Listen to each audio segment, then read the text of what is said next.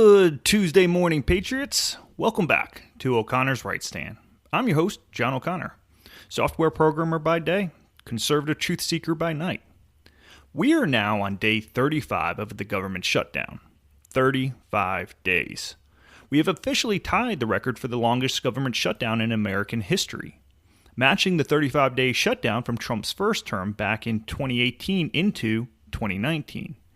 And here's what's happening right now as I record this. Over 42 million Americans didn't get their SNAP benefits this past weekend. Food banks across the country are overwhelmed. Air traffic controllers are working without pay. And Senate Democrats, led by good old Chucky, continue to hold the entire country hostage because they're demanding health care subsidies that, let's be honest, end up covering illegal aliens. But here's what happened last week that has Washington absolutely losing their mind. President Trump called on Senate Republicans to use the nuclear option to eliminate the filibuster and reopen the government. And Patriots, the response from both sides has been fascinating. Republicans said no. Democrats suddenly remembered why they loved the filibuster after spending years trying to kill it. This got me thinking. What do I really know about the filibuster?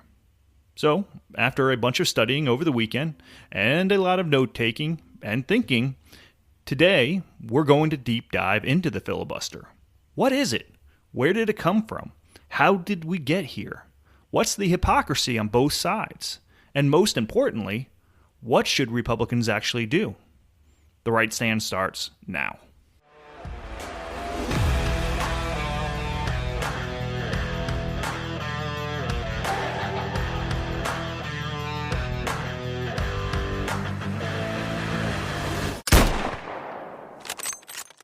All right, first things first. What the heck is a filibuster? Here's the simple version. In the Senate, it takes 60 votes to end debate on most legislation, not to pass it, to end debate on it. Once you end debate with 60 votes, then you can actually vote on passage, which only needs 51 votes.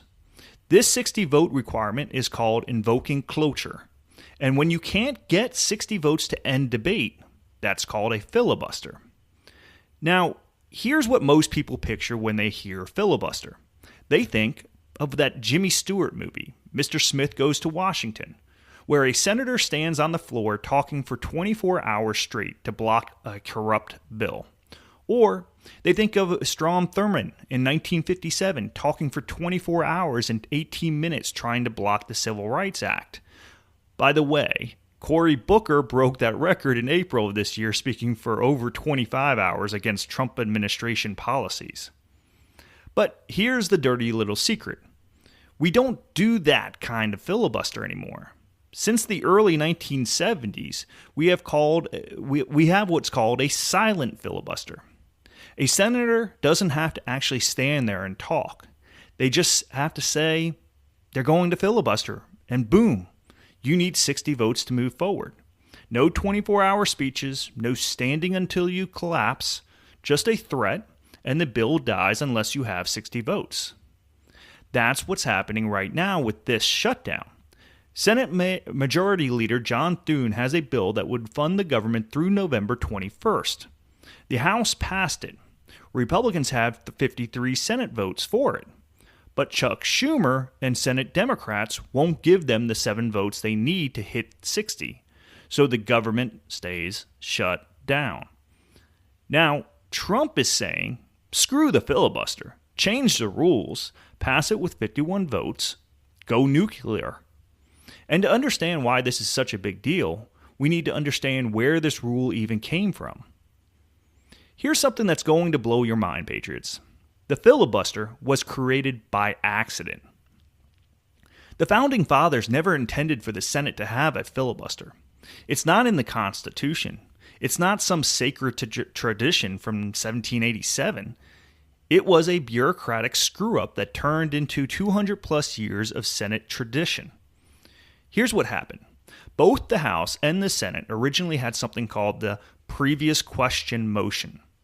This was a rule that let a simple majority, just 51%, end debate and move to a vote. The House still has this rule today, but the Senate, they got rid of it in 1806. Why? Because Aaron Burr, yes, the guy who shot Alexander Hamilton, told the Senate their rule book was redundant and overly complicated. He suggested they clean it up. So, the Senate dropped the previous question motion, thinking they didn't need it. And for about 30 years, nothing happened. Senators just agreed to end debates and move to votes. But by the 1830s and 1840s, senators figured out what they'd accidentally done. Without a rule to force a vote, they could just keep talking and talking and talking. And if they could keep talking long enough, they could kill a bill without ever voting on it. The word filibuster comes from a Dutch word meaning pirate because it's essentially hijacking the legislative process. And by the 1860s, the tactic had a name and was being used regularly.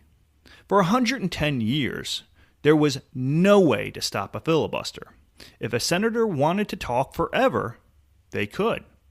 The only way to end it was for the senator to literally give up, or for the majority to give in to their demands.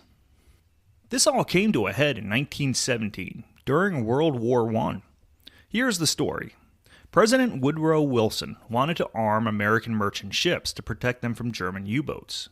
But a group of 11 senators, led by Robert La Follette of Wisconsin, filibustered the bill. They opposed U.S. entry into the war, and they talked and talked until the Senate session ended without a vote. Wilson was furious. He went to the press and said, and this is a direct quote, "A little group of willful men, representing no opinion but their own, have rendered the great government of the United States helpless and contemptible." The public went nuts.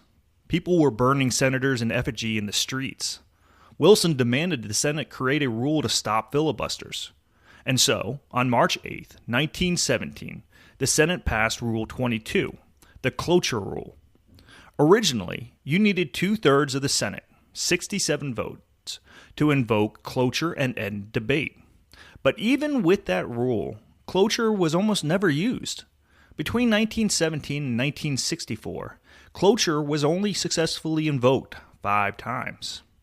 And you know what those filibusters were mostly used for? Blocking civil rights legislation, anti-lynching bills in 1922 and 1935, the Civil Rights Act of 1957, voting rights legislation. Southern Democrats used the filibuster again and again to block progress on civil rights. In 1975, the Senate changed the rule from 67 votes down to 60. And then in the 1970s, they made another change, the one I mentioned earlier, where you don't actually have to hold the floor and talk. You just threaten to filibuster, and the burden is on the majority to find 60 votes. Since then, the use of the filibuster has exploded. There have been more than 2,500 votes to invoke cloture since 1917. More than half of those have been just in the last 12 years. The filibuster has gone from a rarely used emergency brake to standard operating procedure in Washington.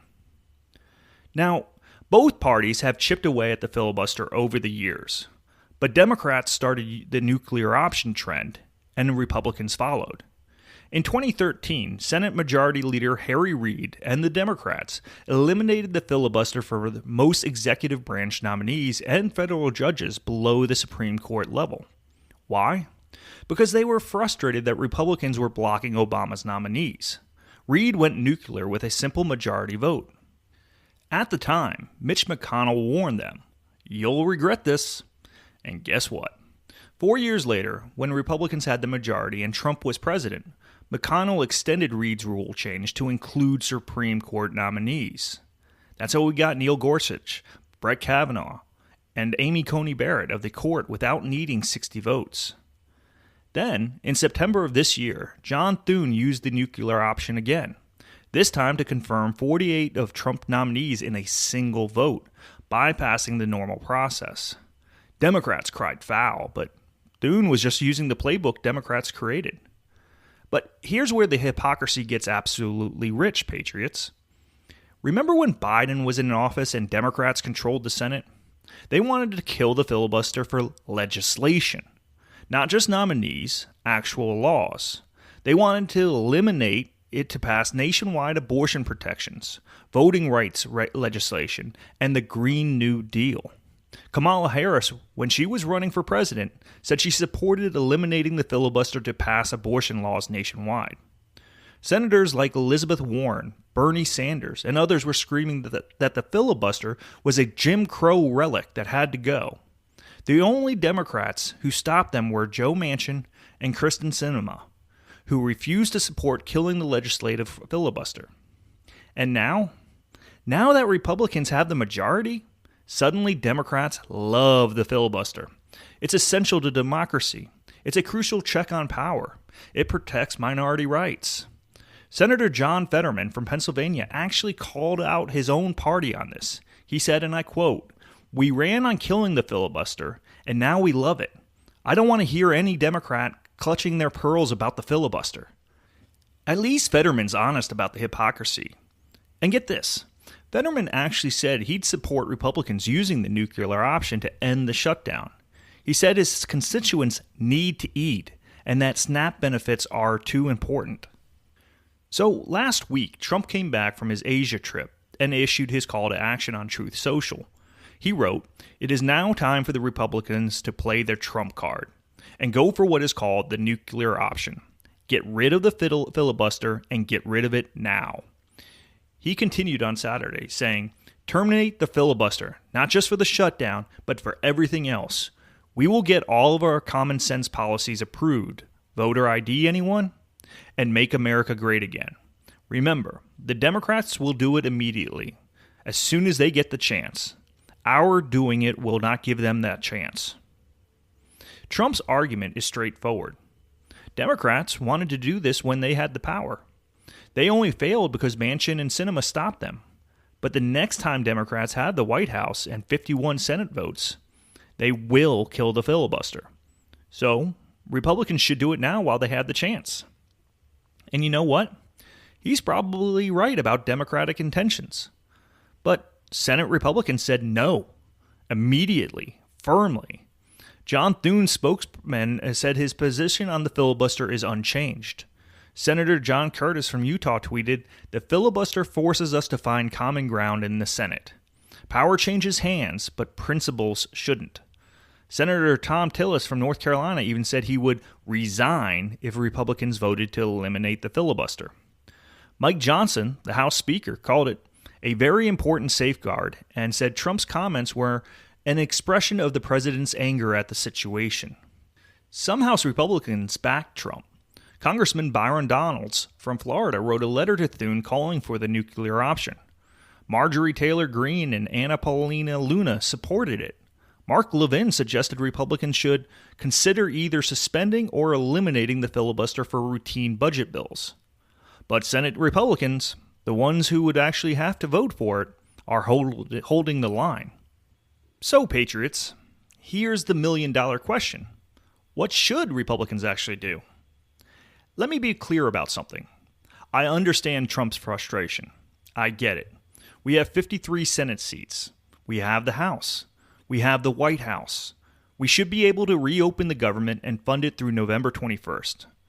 But Chuck Schumer and the Senate Democrats are holding 42 million Americans' food assistance hostage because they want to extend Obamacare subsidies that prop up illegal alien health care.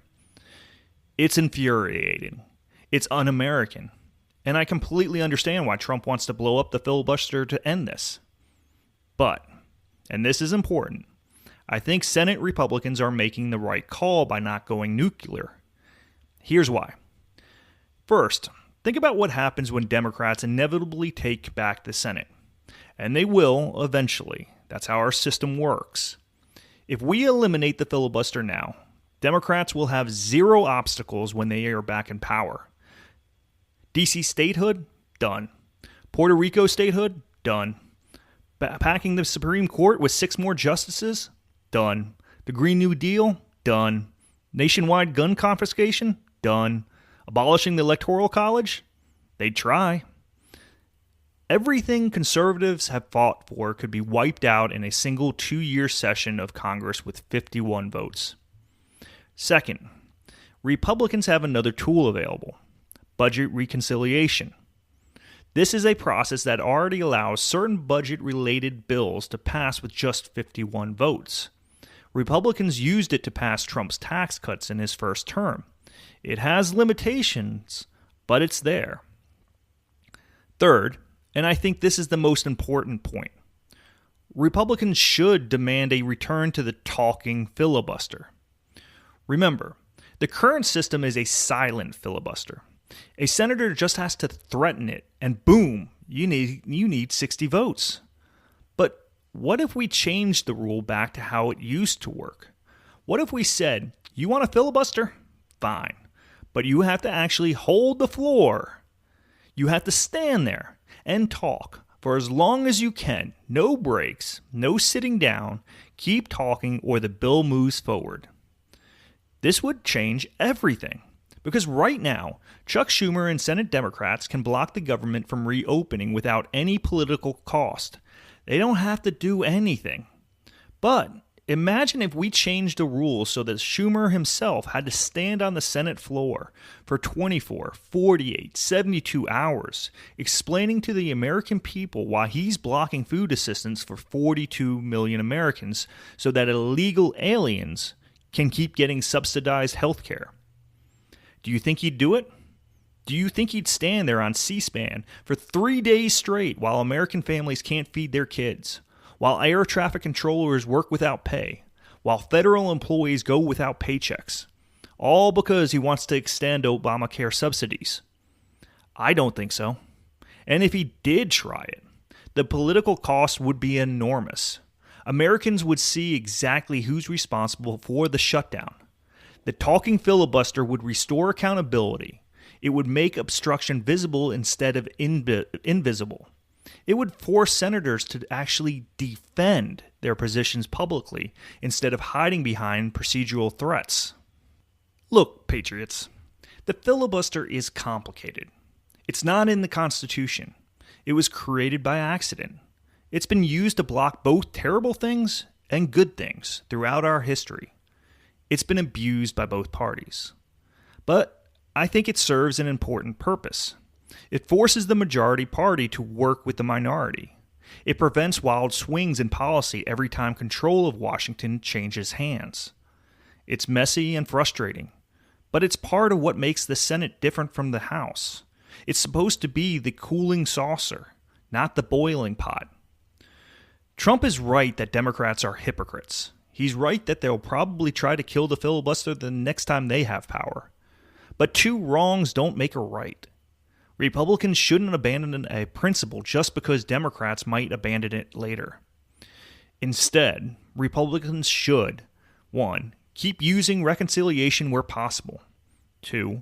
Reform the filibuster to require actual talking, bringing back accountability. 3. Keep the pressure on Democrats to explain why they're holding the country hostage. And 4. Force the vote after vote after vote, making Democrats defend their obstruction. And here's my prediction. The shutdown will end this week. Whether it's through negotiations or through Democrats finally cracking under the political pressure, this will end. And when it does, the filibuster will still be intact. But the fight over the filibuster, I think that fight is just getting started. That's it for today, Patriots. Thanks for tuning in to O'Connor's Right Stand. Remember, we're holding the line unapologetically. If you want to support the show, head over to o'connorsrightstand.com. And make sure you're following me on X at O'Connor Podcast for updates throughout the week. We'll talk again soon. Stay strong out there. This is John O'Connor, signing off, and I'll see you on Thursday.